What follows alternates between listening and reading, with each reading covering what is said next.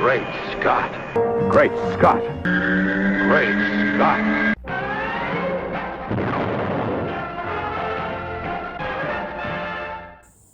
Hello everyone, and welcome to another episode of Great Scott. I'm Scotty V.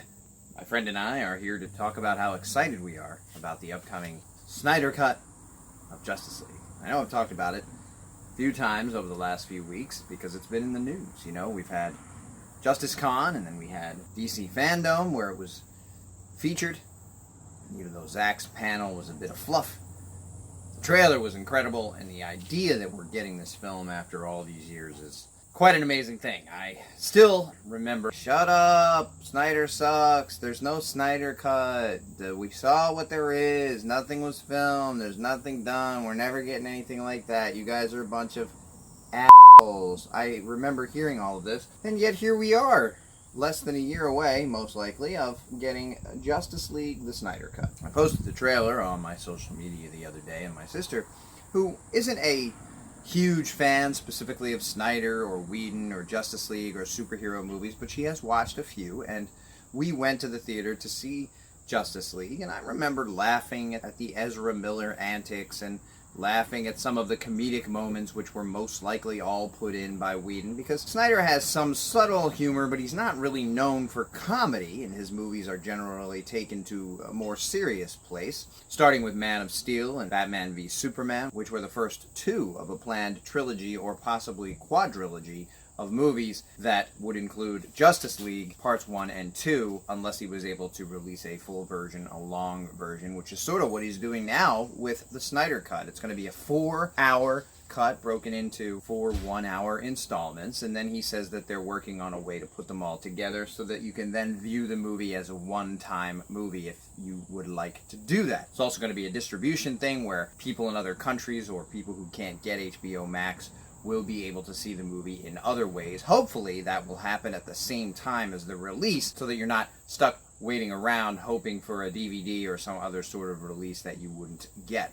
What happens a lot of times with things that are on one of the streaming services that are only available in America or certain countries is that Netflix will pick them up, or another channel that is available more worldwide will then pick them up and show it, if it's not released as a DVD, which is also very likely. My sister, who went with me to see Justice League in theaters, we went as a big group. It was a big event. Lots of people were excited. First time ever. Batman, Wonder Woman, Aquaman, Superman, Cyborg, The Flash. We're all going to be together in one film, in live action. We never thought it would happen, but of course the Marvel Universe set the stage for a lot of that stuff to happen, and DC was trying to catch up and sort of rush the whole Justice League idea because we hadn't even yet seen single solo movies for most of the heroes that were in the film, so it was sort of their introduction, other than maybe seeing a shot of Aquaman swimming underwater in Batman v Superman, or a shot of the Flash somewhere, but to be really introduced to them as whole characters in the Justice League film when we hadn't seen them before is a very different way of going about it, and it certainly didn't work. Not necessarily because they rushed getting to Justice League, but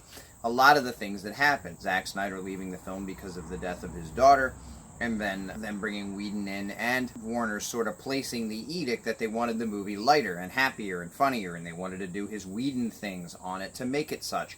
And I'm sure they hoped at the time that Whedon's popularity on some of the Marvel films would be enough to sell the movie. And you would think that it might have been. There were issues with the Snyder movies in the first place. There were lots of fans that just didn't like them. There were lots of fans that didn't like the idea that he was hired in the first place. And then there were lots of fans that didn't give him a chance on Man of Steel. And then there were fans who did give him a chance and didn't like the way Superman was portrayed, and then hated the way BVS showed Batman and Superman. And then there were fans who liked the movies, and you have these people who sort of feel like Zack Snyder is a god to them, and they would see anything he did and love anything he did. I'm not one of those. I love Man of Steel, and I love Batman v Superman.